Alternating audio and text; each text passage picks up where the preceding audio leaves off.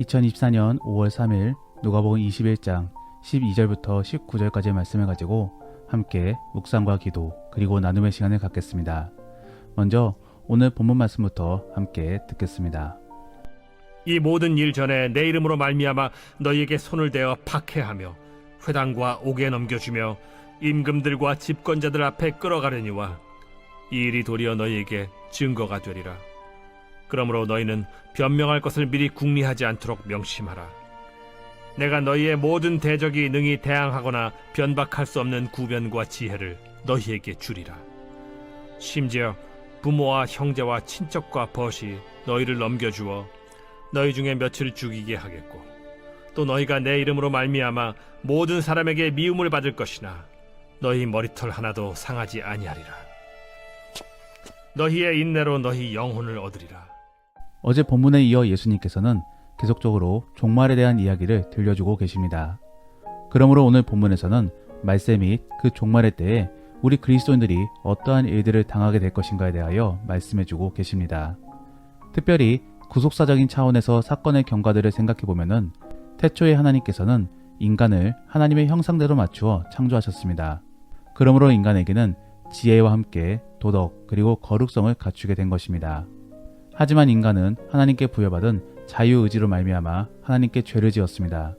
그러므로 하나님께서는 인간을 치열한 생존 공간인 에덴 밖으로 내보내신 것이며 또 거기에서 인간들에게 대속의 개념을 경험적으로 가르쳐 주신 것입니다. 그러다가 정말로 하나님의 때에 예수님이 이 땅에 내려오시게 되었습니다. 그러므로 말씀이 육신을 입어 예수님이 탄생하시게 된 것입니다. 이때부터의 시간을 우리는 말세라고 부릅니다. 그리고 예수님이 승천하시고 난 이후로부터 계속적으로 이 땅에 남아있는 우리 인간들은 예수님이 남기신 사명을 감당하면서 그 예수님의 재림을 기다리고 있는 것입니다. 그리고 정말로 예수님이 재림하는 그 순간에는 세상이 정화되어지며 또 인류는 아담 때부터의 모든 인간이 예수님께 심판받게 되는 것입니다. 그래서 주의 백성들은 천국에서 영원한 안식을 누리게 될 것이며 반대의 사람들은 지옥에서 영원한 고통을 경험하게 될 것입니다. 우리는 이러한 사실들을 믿으며 믿음 생활 속에서 살아가고 있는 것입니다. 특별히 저는 오늘 본문 말씀을 통하여 그러한 말세 시대 속에서 우리 그리스도인들이 겪게 될 일들에 대하여 나누기를 원합니다. 그러므로 지금의 이 시대 속에서 우리는 어떠한 모습으로 살아가야 될지를 함께 생각해 볼 수 있기를 원합니다. 첫 번째로 우리 그리스도인들이 말세 속에 겪게 될 일들은 고난을 갖게 될 것이라는 사실입니다. 어찌 보면 너무나 당황스러운 사실일 수도 있는 것입니다. 사실 많은 사람들이 예수님을 믿는 이유는 부귀영화를 누리기 위함입니다. 그리고 거기서 더 나아가 저 세상에 대한 노후도 확정받기 위함인 것입니다. 그런데 오늘 본문에서는 예수님을 믿으면 도리어 더한 고난을 받게 될 것이라고 전해주고 있습니다. 그리고 다시 한 번 더 당황스러울 수 있는 것은 그 고난이 죽을 때까지 계속적으로 이어질 수 있다라는 점입니다. 그러므로 오늘 본문의 19절 말씀에서는 인내를 말해주고 있는 것입니다. 사실 우리 그리스도인들에게 있어 고난은 피할 수 없는 숙명입니다. 그러므로 신앙생활을 감당함에 있어 우리들은 계속적으로 믿음이 흔들릴 수도 있는 것입니다. 그러면 우리는 왜 계속적으로 이러한 고난을 받아야 되는 것인가? 바로 이 세상이 이미 죄로 더럽혀져 있기 때문에 우리는 그러한 세상 속에서 하나님을 높여야 되기 때문입니다. 그러한 사명과 비전을 감당함에 있어 우리들은 어려움들을 겪을 수밖에 없는 것이지요. 더불어 우리들은 이미 죄로 더럽혀져 있는 존재들이기 때문에 천국 백성의 삶을 잃어버렸습니다. 그러므로 우리는 거듭남으로써 다시 천국 백성의 삶을 익혀야 되기 때문에 우리는 그러한 배움의 기간 동안에 계속적으로 어려움을 겪을 수도 있는 것입니다. 특별히 오늘 본문에서는 그러한 과정을 12절과 16절 말씀 그리고 17절 말씀에 전해주고 있습니다.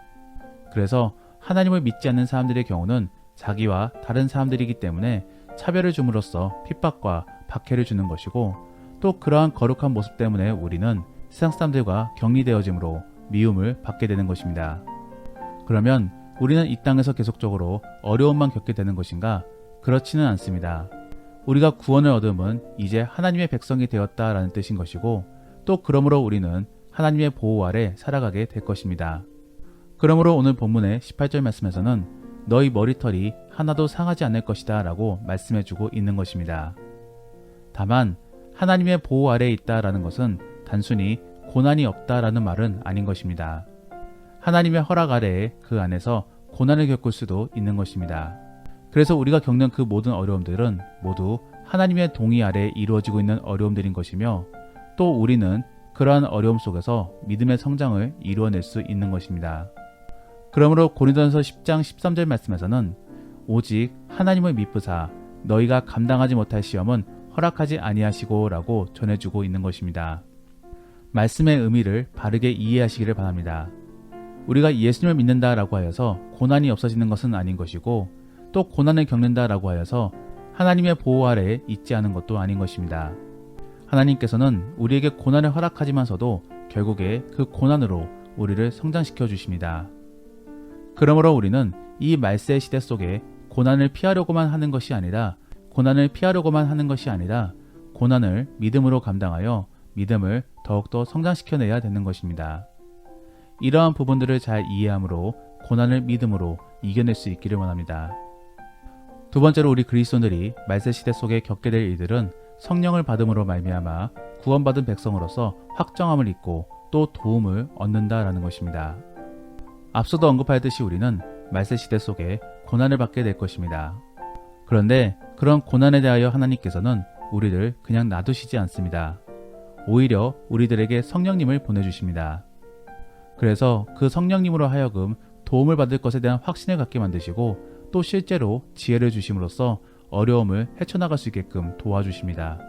그러므로 예수님께서는 오늘 본문 말씀에 너희는 변명할 것을 미리 궁리하지 않도록 명심하라. 내가 너희의 모든 대적이 능히 대항하거나 변박할 수 없는 구변과 지혜를 너희에게 주리라 라고 말씀해주고 계신 것입니다. 여기서의 지혜는 결국 성령의 도와주심을 의미합니다. 그러므로 요한복음 14장 26절 말씀에서는 보혜사 곧 아버지께서 내 이름으로 보내실 성령 그가 너희에게 모든 것을 가르치고 내가 너희에게 말한 모든 것을 생각나게 하리라 라고 말씀해주고 계신 것입니다. 사랑하는 성도 여러분, 하나님을 오해하지 마시기를 바랍니다. 그리고 우리의 신앙이 단순히 지식의 신앙이 아님을 기억하시기를 바랍니다. 우리가 믿는 하나님은 실제적인 하나님이시며 지금도 역사하시는 하나님이십니다. 그러므로 지금의 우리의 상황을 직접적으로 개입하고 계시는 하나님이십니다.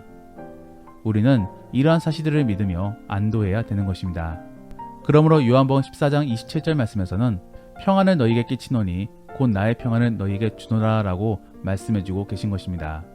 하나님은 이미 우리에게 성령님을 보내주셨고, 우리는 그 성령님으로 말미암아 도움을 얻어 이 난국을 헤쳐나갈 수 있게 될 것입니다. 그러므로 사랑하는 성도 여러분, 기도 속에 기대하시기를 바랍니다. 그리고 기도 속에 고민하시기를 바랍니다. 그러면 반드시 하나님께서 우리에게 지혜와 통찰력을 주실 것입니다. 그러한 능력들을 가지고 문제들을 해결해 나가며 또 인내해 나갈 수 있는 그런 복된 그리스도인들이 될 수 있기를 원합니다. 마지막으로 우리 그리스도인들이 말세 속에 겪게 될 사실은 이렇게 고난을 받음에도 불구하고 우리는 성령님을 받음으로써 어쩔 수 없이 그리고 또 진심으로 믿음을 고집스럽게 지키게 될 것이다 라는 것입니다. 오늘 본문의 19절 말씀에서는 너희의 인내로 너희 영혼을 얻으리라 라고 전해주고 있습니다. 즉 구원을 얻음은 사실이지만서도 우리도 인내 안에서 그 구원을 완성시켜야 됨을 말해주고 있는 것입니다. 그러면 주면 주는 것이지 또 우리가 완성시키려고 노력해야 되는 것은 무슨 말인가? 서두에도 말씀드렸듯이 우리가 고난을 겪는 이유는 단순히 하나님이 무능하기 때문이 아닙니다. 오히려 하나님께서 우리에게 구원을 완성시켜주기 위하여 고난을 허락하고 계신 것입니다. 그래서 주변에 안 믿는 사람들을 동원시켜 우리를 핍박하게 만드시는 것입니다.